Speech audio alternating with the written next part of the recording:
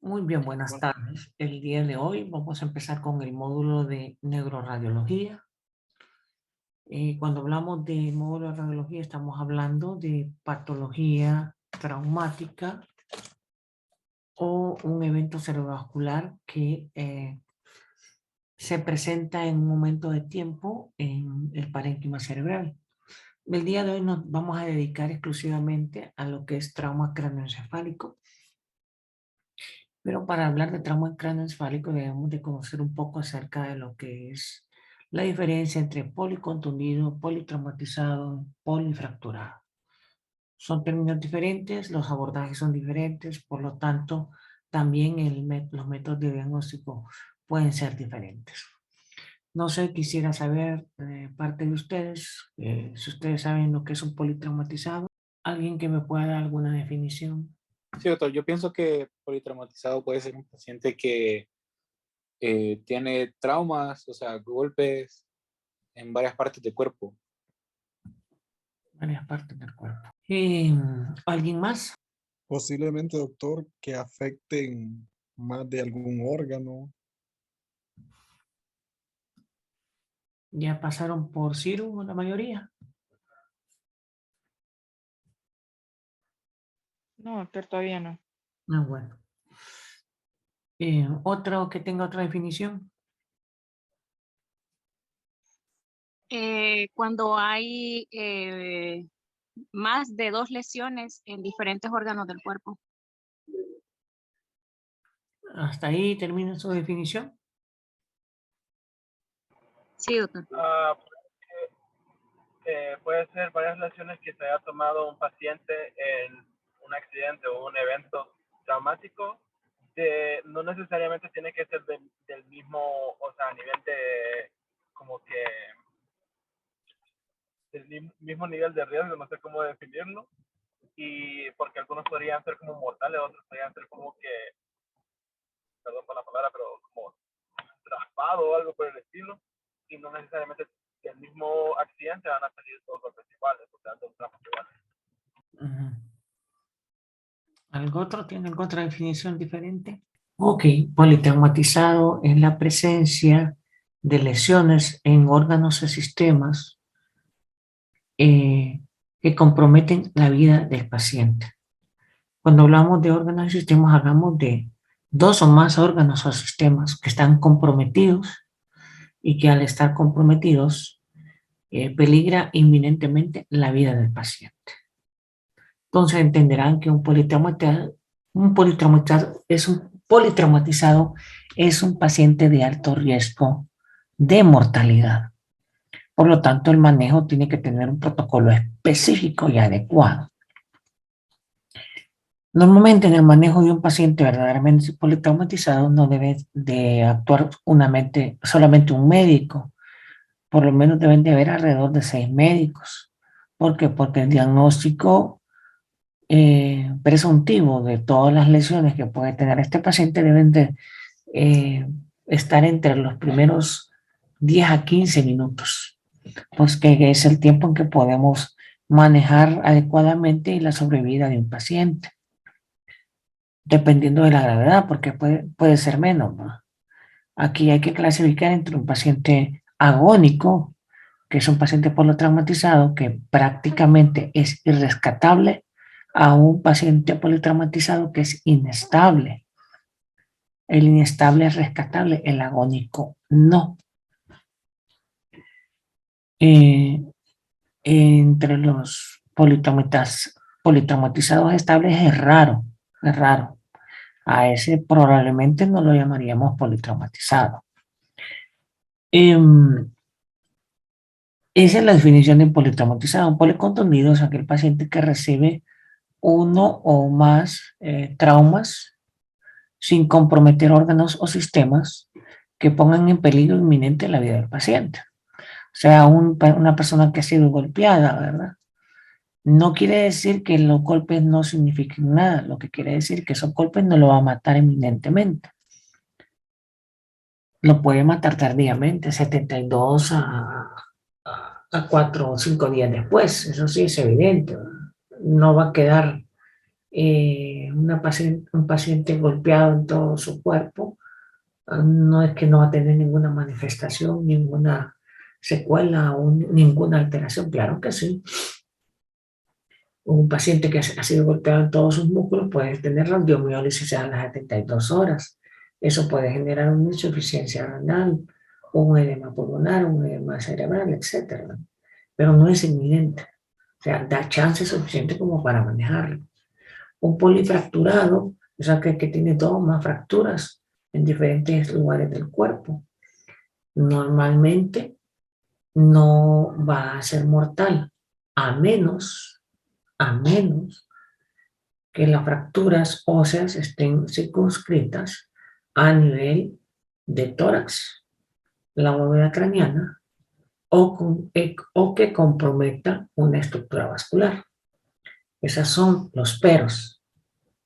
Pero un paciente que tiene varias fracturas no tiene por qué morir inminentemente, a menos que haya comprometido un vaso y esté sangrando espontáneamente, o a menos que haya un trauma en cráneo que comprima y efectivamente secundariamente va a haber un daño a nivel cerebral. Por eso es que manejamos el trauma cráneoencefálico como un paciente traumático que puede estar asociado a fractura o no fractura. Vamos a ver en un rato. Entonces, diferenciando todo eso, sabemos que tenemos que tener un protocolo específico para cada uno de ellos, porque no los podemos manejar igual. Entonces, cuando tenemos nosotros un paciente politraumatizado, es un paciente que definitivamente hay un riesgo implícito de la vida. Por lo tanto, hay que poder clasificar los niveles de lesión, y para clasificar esos niveles de lesión se necesita más de una persona. Entonces, ¿por qué hablábamos de que para el manejo de un politraumatizado tiene que ser como alrededor de 5 o 6 personas? Bueno, lo vamos a ejemplificar aquí. Por ejemplo, tenemos a Juancito, que fue clasificado el otro día como politraumatizado. Si fuera un verdadero politraumatizado, pues tendría dos más lesiones que comprometen la vida de él, porque es un paciente inestable, ¿verdad? Es un paciente que tiene sintomatología de alteración del blanco, alteraciones respiratorias, distensión abdominal,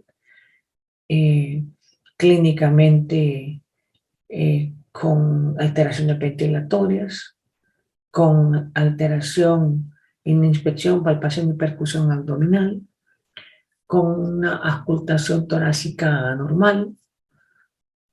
Y entonces, definitivamente, a este paciente hay que valorarlo sincrónicamente, pero al mismo tiempo individualmente.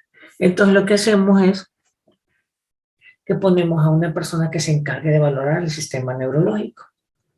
Y este se va a hacer toda la amnesia y el examen físico respectivo para saber si hay una probable lesión a nivel del sistema nervioso central.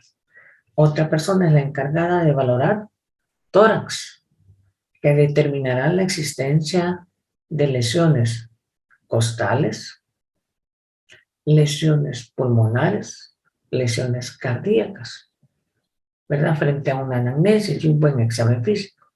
Tenemos a otra persona que va a estar encargada de abdomen, el cual determinará si hay evidencia de lesión en los órganos y sistemas más frecuentes de afectarse en un trauma abdominal cerrado. Va a haber otro que va a valorar el sistema musculoesquelético, a ver si no está comprometido. Definitivamente tiene que haber una persona encargada exclusivamente de la vía aérea. Su función es mantener la vía aérea o manejar la vía aérea por una buena ventilación. Otro se tiene que encargar definitivamente del sistema vascular, puncionar, conseguir vías de acceso para medicamentos, sueros, sangre, etc. Otra persona más necesitaríamos que recolecte toda la información adquirida por cada una de las personas que sedimentariamente evaluaron al paciente. Este hace un impronto o una marcha diagnóstica rápida y envía la información a otra persona, que es la que se dedica a llamar a todos los especialistas necesarios para el manejo del paciente politraumatizado. dependiendo de los órganos y sistemas que le encontró afectado. Entonces es importantísimo capacitar a un personal para que maneje a un paciente politraumatizado, y eso, al tener todo este equipo multidisciplinario, pues la sobrevida del paciente se ve beneficiada satisfactoriamente. Entonces, hoy vamos a dedicarnos a enfatizar en el trauma cráneoencefálico, verificar qué tipo de lesiones se pueden presentar y dar el manejo más adecuado. Bueno, los diferentes lugares donde puede tener afección un politraumatizado, que pueden provocar la muerte de él, es la vía aérea, puede ser tráquea, puede ser bronquios, puede ser pulmón, etc. Puede ser una ruptura traqueobronquial, un hemotórax a tensión por ruptura de costillas, fractura múltiple de costillas que provoca un tórax inestable, una contusión pulmonar, una contusión cardíaca, que por cierto la contusión cardíaca es una alteración que debe manejarse exactamente igual que un infarto de miocardio, donde se consigue una contusión cardíaca en un accidente automovilístico con impacto en timón, en tórax, o la misma fuerza de desaceleración que puede producir el cinturón oblicuo en el tórax. Puede generar un movimiento rápido que comprime el esternón y provocar una contusión miocárdica, que si no se maneja a tiempo, significa un infarto agudo de miocardio que puede llevar al paciente a la muerte. Las lesiones del sistema cardiovascular, como dije hace poquito, que pueden generar shock. Las lesiones del sistema nervioso central, como las contusiones o las hemorragias intraventriculares o subaracnoideas, que en un ratito las vamos a ver. Eso es en la primera etapa, ya inminentemente en las primeras 2 horas, que puede generar la sobrevida del paciente. Hay lesiones que también pueden comprometer la vida, pero que pueden tardar un poquito más de horas en inestabilizar al paciente. Por lo tanto, el examen físico es el que nos orienta y la anamnesis nos orienta a la sospecha clínica de a dónde podemos encontrar las lesiones. En abdomen, las lesiones pueden ser un poco más tardías y los órganos con más frecuencia de afectación son, en primera instancia, el vaso, segundo, el hígado, tercero, el duodeno en su porción fija o retroperitoneal, y el cuarto, los riñones. En ese orden que se debe valorar y considerar las posibilidades de lesión, entendiéndose que una lesión de vaso puede ser más rápidamente mortal que una lesión hepática. Por la posición, la localización, el tamaño y el desplazamiento del vaso, tiende a sufrir más lesiones y al mismo tiempo las lesiones suelen ser más mortales porque el sangrado es más masivo. En la tercera instancia, o sea, son la mortalidad después de las 72 horas,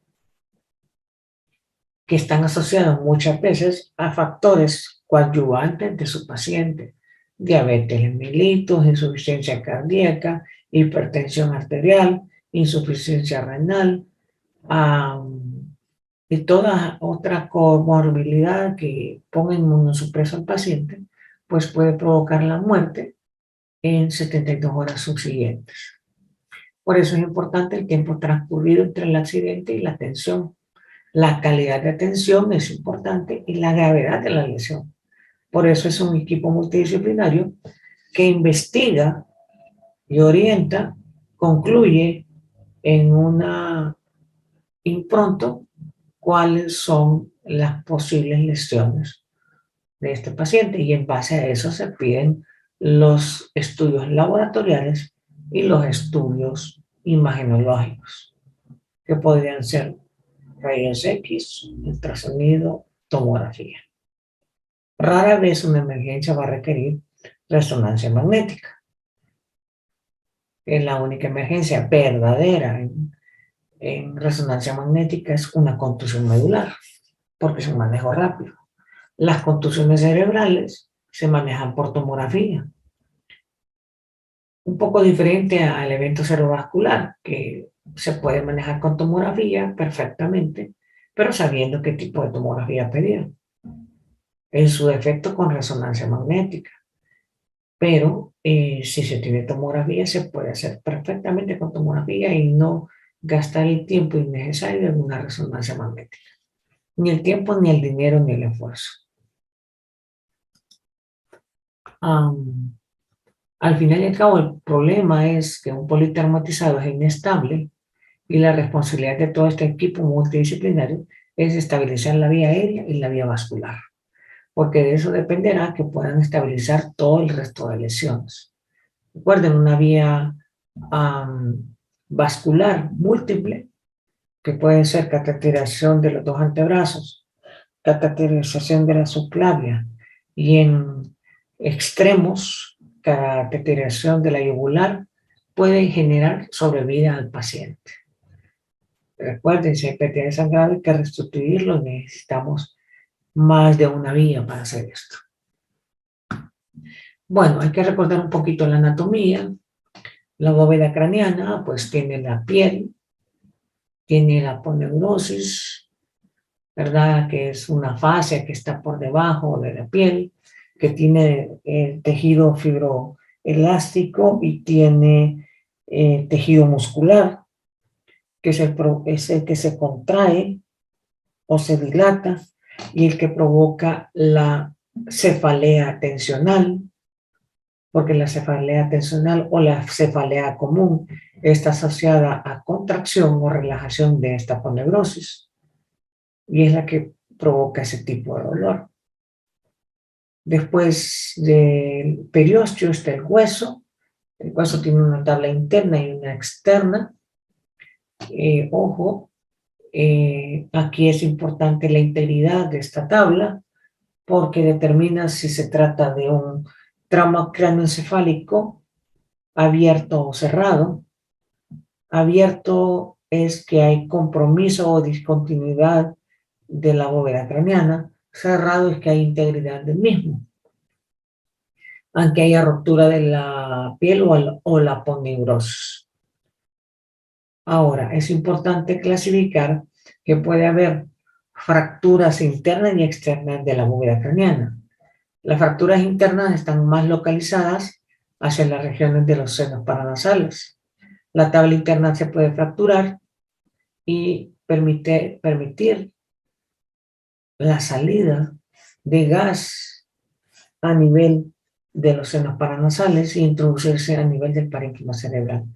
Tanto las eldías hemoidales, las eldías frontales, como la mastoides tienen la propiedad de transferir gas a la bóveda craneana, convirtiéndose en un neumoencéfalo que tiene el mismo efecto de masa que cualquier tumor. Entonces, por eso es importante determinar si estamos frente a una fractura abierta o cerrada. Las fracturas abiertas de tabla externa son fáciles de identificar, las de tabla interna no. Se describen y se sospechan desde el punto de vista clínico, identificando el punto de lesión o trauma en la afección craneocerebral. Por ejemplo, si hay trauma en la región temporal, hay alta sospecha de afectación de la región petrosa, por lo tanto en la región petrosa están las mastoides y existe una posibilidad de una fractura interna. Si el trauma es a nivel de la región superior de las órbitas, pues tenemos el seno frontal y hay que considerar la posibilidad de ruptura de su pared posterior. Si tenemos un trauma nasal con deformidad del mismo, hay que sospechar una afectación etmoidal. Y así sucesivamente la clínica nos orienta mucho hacia eso. Aquí una descripción de todo lo que hay en la bóveda craneana. Aquí está por debajo del hueso las meninges. La primera capa es la dura madre, la segunda aracnoides, la tercera es la pía madre. La pía madre es la que está en contacto directo con el parénquima cerebral. La aracnoides es la que ocupa un espacio en la cual se encuentra el líquido cefalorraquídeo, se encuentran los senos venosos y algunos vasos que pasan a ese nivel. Y la más externa, que es la dura madre, que es más gruesa y que forma una imagen elástica gruesa, que es la que está irrigada justamente por la arteria meningia media y en su parte superficial, o sea, más externa. Por lo tanto, una ruptura de la arteria meningia media provocará un sangrado arterial en la parte superior de la dura madre, y como esta es gruesa y elástica, se comprime, se desplaza, pero no distribuye el sangrado, no como los demás hematomas que vamos a ver en un rato. Por lo tanto, la mortalidad es mayor en este tipo de patología. Aquí, en la región aracnoidea, se encuentran los grandes senos venosos. Estos senos venosos se pueden romper y provocar sangrado en aracnoides que siguen la dirección del mismo cerebro. Ya vamos a ver esta patología, pero hay una gran diferencia entre un sangrado venoso y un sangrado arterial. La mortalidad es mucho mayor en un sangrado arterial. La evidencia de los hallazgos clínicos son mucho más rápidos. Aquí nuevamente la meninge en su parte de dura madre y encima la arteria meningia media, que es como es una arteria al romperse, sangra activamente y a alta presión, por lo tanto provoca compresión. Esta arteria meningia media depende de la arteria maxilar y es la tercera porción de las raíces de la arteria. Bueno, trauma craneoencefálico que se define como una afectación del cerebro causada por una fuerza externa que produce una disminución y disfunción del nivel de conciencia y que conlleva una alteración de las habilidades cognitivas, físicas y o emocionales del individuo.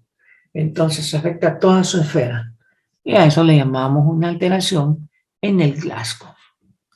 El trauma puede ser abierto y cerrado, ya describimos que es abierto y que es cerrado.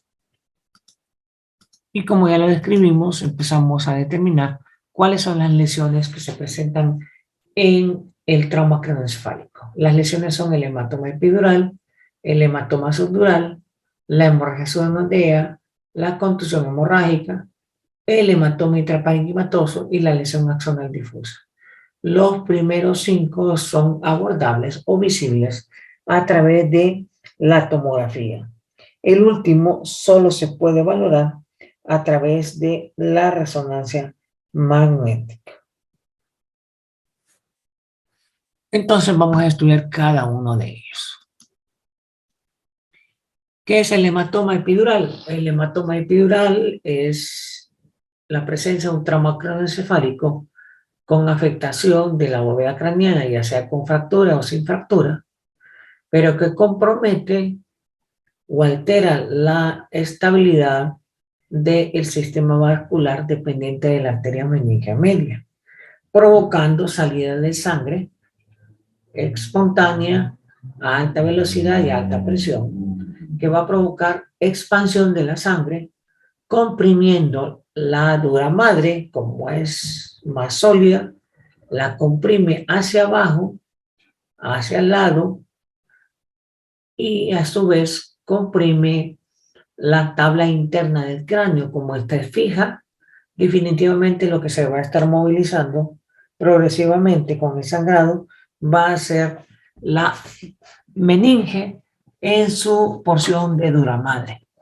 Al comprimirse va a provocar un desplazamiento de las estructuras intraparenquimatosas. Puede ser hacia un lado, por ejemplo, en este caso sería del lado izquierdo a derecho. Entonces, si es de izquierdo a derecho, entonces estaría provocando una herniación intraparenquimatosa. Esta herniación es una herniación sulfacina porque el FAL del cerebro, que está en la línea media, que es este que está aquí, se va desplazando contralateralmente. y se desplaza por la compresión del sangrado. A eso se le llama herniación sufracina. Si la compresión fuera hacia abajo, entonces comprimen las estructuras hasta llegar el cerebelo o llegar al puente. Esa sería una herniación transtectorial descendente. Ambas son mortales. Claro, la transtectorial descendente es mucho más rápida. El deterioro en la conciencia es más rápido que en los otros porque hay compresión rápida. Las manifestaciones clínicas son evidentes. Se logra encontrar en un 1 a 4% de los pacientes con politraumatismo. La mortalidad es alta si no se detecta a tiempo. Está asociada a fracturas y la forma que adquiere el sangrado es una forma biconvexa. La biconvexidad está dada por la convexidad de la tabla interna de la bóveda craneana y por la convexidad que va formando la compresión de la dura madre por el acúmulo de sangre. Entonces, esta compresión provoca desplazamiento hacia el lado contralateral o hacia abajo. En el 90% de los casos es unilateral y eso es una ventaja porque si se maneja a tiempo, la mortalidad disminuye considerablemente. El lugar más frecuente donde se va a presentar es en el lóbulo temporal. ¿Por qué ahí? Porque es la parte más delgada de la bóveda craneana. En realidad, el hueso temporal es el más delgado y en un trauma es el más frecuente a sufrir una fractura. Además que en esa misma región se encuentra la arteria meningia media. Y tenemos una imagen de un hematoma epidural. Miren la forma biconvexa. Aquí un ejemplo de un martillazo en la región temporal. Fracturó la tabla interna y externa, comprimió, dañó la arteria meningia, porque golpeó la meninge, sangra y está formando la imagen biconvexa, que sería, esta es la forma que se mira. Ustedes se fijan, está desplazando las estructuras contralateralmente.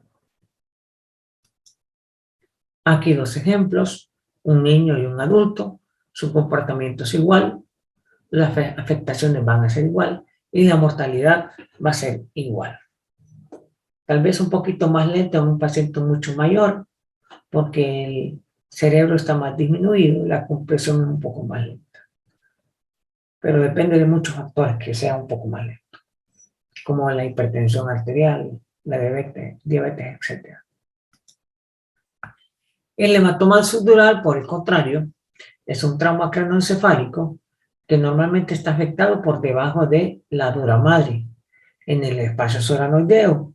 En el espacio suranoideo están los senos venosos. Estos sangran y sangran con mayor lentitud y con menor presión. Como está en el espacio suranoideo, el sangrado va a seguir la dirección del cerebro. O sea que va a tomar una forma semilunar o en forma en banano. Mire, tiene una forma de banano. ¿Por qué? Porque el sangrado se va alrededor de todo el espacio suranoideo que envuelve el cerebro. La tasa de mortalidad en esta patología es del 50 al 85% en forma tardía. ¿Por qué en forma tardía? Porque muchas veces no se logra evidenciar ni en las primeras 24 o 72 horas. Y se empieza a manifestar a veces hasta 4 a 6 semanas después. Por eso cuando se despacha un paciente con trauma craneoencefálico mayor de 65 años, que ya tiene involución cerebral y tiene un espacio suranoideo amplio, aunque no se mire sangrado, se dan las indicaciones al familiar para que la vigile, si las encuentra, traiga al paciente de regreso inmediatamente para hacerle otra tomografía de control y verificar si no ha formado el hematoma epidural. La compresión es lenta, por lo tanto las manifestaciones pueden ser lentas. ¿Qué manifestaciones puede haber? Cambios de conducta, ataxia. Ustedes no le van a decir al paciente si tiene cambios de conducta, ataxia, le van a decir si se pone más enojado, más triste de lo que era, tráigalo. Si habla más lento de lo que antes, tráigalo. Si camina más lento que antes, tráigalo. Si pierde el habla, tráigalo. Si tiene dolor de cabeza intenso, tráigalo, etc. Esos son indicativos de que puede estar sucediendo un hematoma subdural en forma tardía. El 10 a 20% de los traumatismos de cráneos presentan este tipo de lesión. La historia a veces no es tan clara, no es tan concisa, por eso hay que pensarlo, aunque la historia no sea muy clara, sobre todo si es un paciente mayor. Normalmente se puede mezclar con el líquido celular raquídeo, por lo tanto va a dar una doble imagen, ¿verdad? Áreas de hipodensidad y áreas de hiperdensidad, áreas líquidas y áreas de sangrado. Puede resangrar, o sea, se autolimita el sangrado.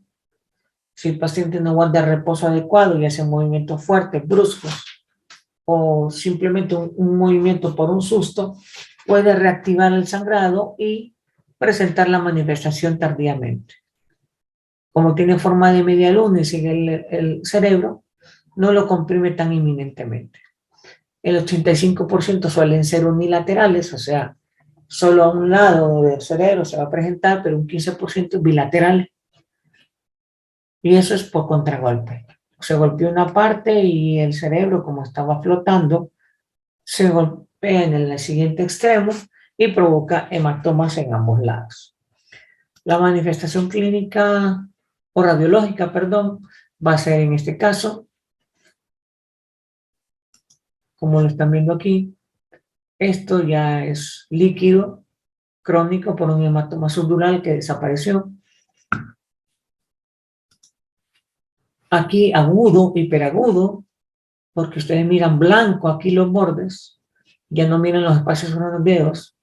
Este es un subagudo, este es un crónico porque hay líquido sobre el raquídeo y sangrado activo, significa que ya había existido, se controló y se volvió a activar. Aquí otra vez otro hiperagudo, aquí un crónico con bandas de fibrina, más bien está formando una imagen biconvexa que pareciera un hematoma subdural, pero la historia clínica es la que nos dice qué pasó, cuándo pasó y cómo pasó. Otra vez un mixto, un subagudo y un postquirúrgico, en donde hay gas en el espacio donde fue tratado el paciente por el hematoma subdural. Otro tipo de patología que puede ocurrir es las hemorragias urondeas. Por cierto, todos los pacientes con trauma craneoencefálico cursan en el transcurso de la evolución de su enfermedad con hemorragia urondeas. Esta hemorragia se presenta justamente donde está la pía madre, por lo tanto sigue las circunvoluciones y por eso se puede ver como líneas finas o gruesas de hiperdensidad. Hiperdensidad es el término que se utiliza en tomografía. Hiperintensidad es el término que se utiliza en resonancia magnética. Y aparece como formas finas de colecciones. Se acentúa en la tinda del cerebelo porque ustedes saben que hay declive y entonces caen más hacia ese lado. Aquí tenemos un ejemplo de hemorragia sonodea en la cisura de Silvio, en la región surfacina o en el piso del cerebro, en la región anterior. Aquí hay hemorragia sonodea en las cisuras silvianas, en la fal cerebral, hacia la tienda del cerebelo, etc. Otra patología, esta ya es una patología traumática aguda que genera en sí misma una complicación porque si hay sangrado intraventricular, esto va a producir obstrucción de la eliminación o la reabsorción del líquido suprarraquídeo y esto provoca hipertensión cerebral. Esa hipertensión va a provocar isquemia e infartos. Entonces, hay que tener mucho cuidado en el manejo. Clínicamente, ¿verdad? A veces en el examen físico no hacen fondo de ojo, no sé por qué, pero el fondo de ojo, si tengo un trauma craneoencefálico con papilledema unilateral, lo más seguro se trata de un hematoma epidural. Si tengo papilledema bilateral, lo más seguro que pueda haber una hemorragia intraventricular. clínicamente la diagnostico y tomográficamente la confirmo. El sangrado se va a encontrar dentro de los trayectos ventriculares, puede ocupar uno o todos, puede desencadenar hidrocefalia. 1 a 5% de todos los pacientes con trauma lo pueden llegar a desarrollar, y la presencia del mismo es de mal pronóstico. Aquí tenemos un paciente con una hemorragia intraventricular que ocupa el cuarto ventrículo, el tercer ventrículo y los ventrículos laterales. Entenderán que este paciente tiene un mal pronóstico, ya que asociado a su lesión va a haber signos de hipertensión endocraniana que aumentan la mortalidad del paciente. Otra patología es la contusión hemorrágica. Contusión hemorrágica es una lesión en la cual hay afectación del parénquima cerebral con una o varias imágenes hiperdensas que sugieren hemorragia. Pueden haber contusiones simples cuando lo que encontramos en el cerebro son áreas hipodensas, o sea, oscuras, que sugieren un trauma. Y ojo, los pacientes que tienen contusión simple pueden desarrollar contusión hemorrágica en las siguientes 72 horas. Por eso que el manejo debe ser muy adecuado en estos pacientes. ¿Cómo se diagnostica? Por el mecanismo de trauma. Segundo lugar, por el examen físico laboratorial. Tercer lugar, por el imagenológico. Si miran múltiples áreas hipodensas, postraumáticas, lo refieren como contusión simple. El manejo tiene que ser agresivo en este paciente porque esas áreas de contusión simple se pueden convertir en hemorrágica, y al convertirse en hemorrágica, las secuelas son mayores. Aquí es donde empezamos a tener pacientes con epilepsia postraumática o con cambios conductuales postraumáticos. Normalmente estos son por mecanismos de desaceleración rápida, ocupan el 47% de las lesiones traumáticas. Estos pacientes normalmente no pierden la conciencia, pero sí tienen cambios conductuales. Se asocian a fracturas craneales o en algunos casos a hundimientos. El 50% se presenta más en el lóbulo frontal, que generan como efecto secundario convulsión, o el 33%, el 50% en el lóbulo temporal, que provocan efectos de cambios de la conducta, o el 33% en el lóbulo frontal, que provocan eventos convulsivos. Nuevas lesiones pueden aparecer 24 a 48 horas de las primeras iniciales, si no manejamos el paciente adecuadamente.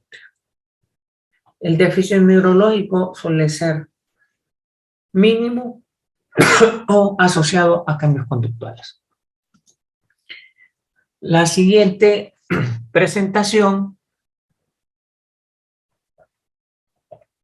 puede ser un hematoma intraparenquimatoso, que simplemente es un coágulo de sangre dentro del cerebro. Esta lesión intraparenquimatosa se mide su volumen para determinar si es quirúrgico o no es quirúrgico. La localización es fundamental para poder determinar si el planteamiento va a ser ese o no. A veces el tamaño pues implica tener que manejarlo agudamente, pero también su localización nos puede determinar si se puede manejar desde un modo quirúrgico o tiene que manejarse de una forma conservadora. Por ejemplo, en el lado izquierdo tenemos un gran hematoma que está afectando el núcleo caudado, la cápsula interna y externa del mismo lado izquierdo, y que está desplazando las líneas medias hacia el lado derecho, que se llama Nelson sulfalcina. Definitivamente este es un paciente con un hematoma. La tomografía se realiza para definir la altura del hematoma y así poder hacer la craneotomía adecuada y empezar a drenar el coágulo.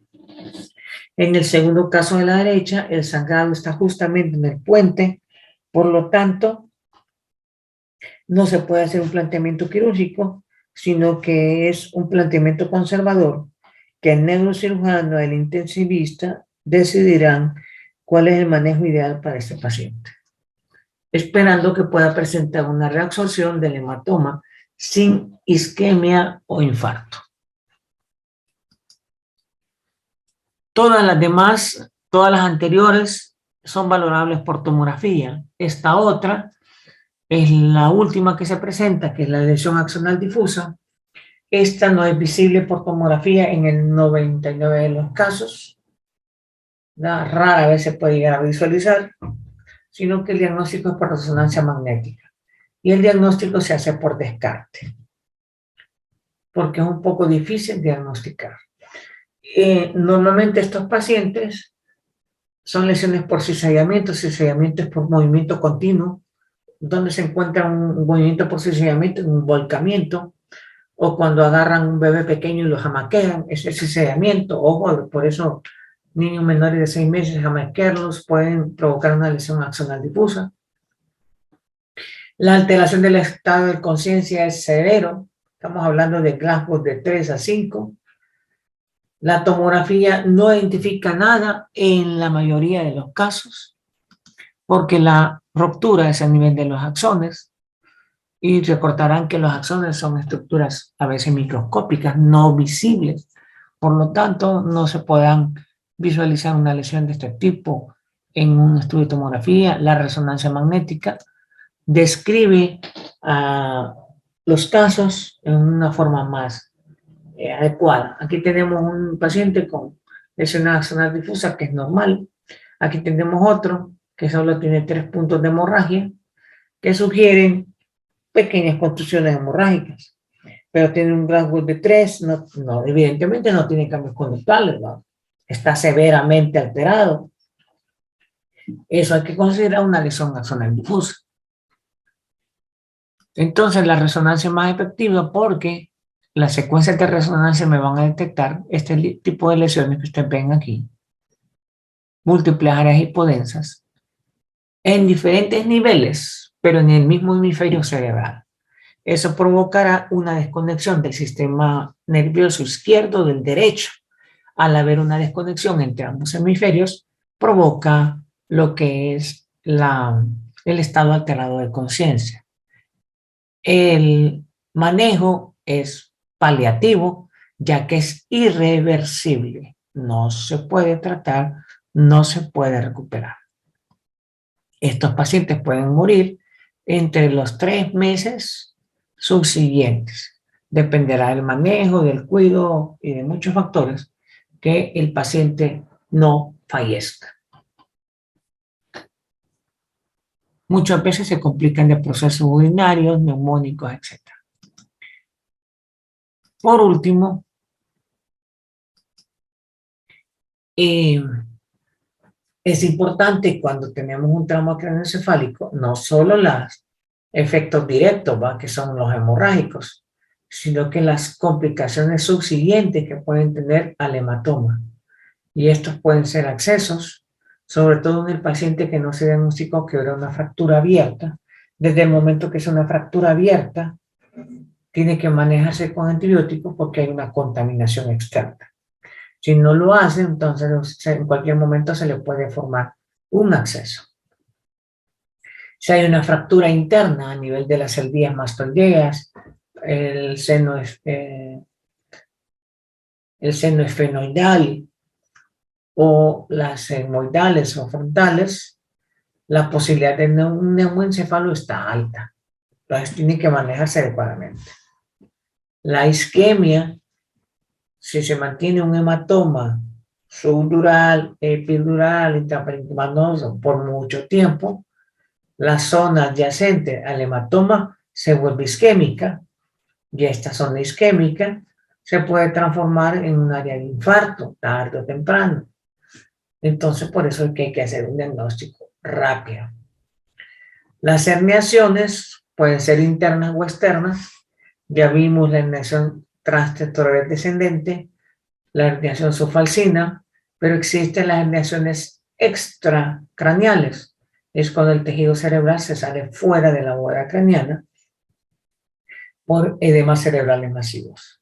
Una cosa importante es que cuando el tejido cerebral sale de la bóveda craneana, se destruye y se vuelve de aspecto pastoso y es irrecuperable.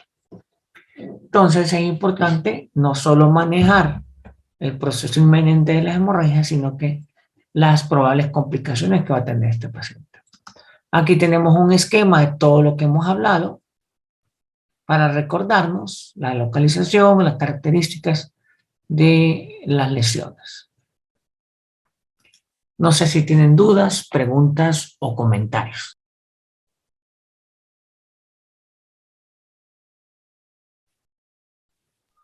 ¿Hay dudas? De parte de todo, Los demás. Obviamente no, doctor. por mi parte no, doctor.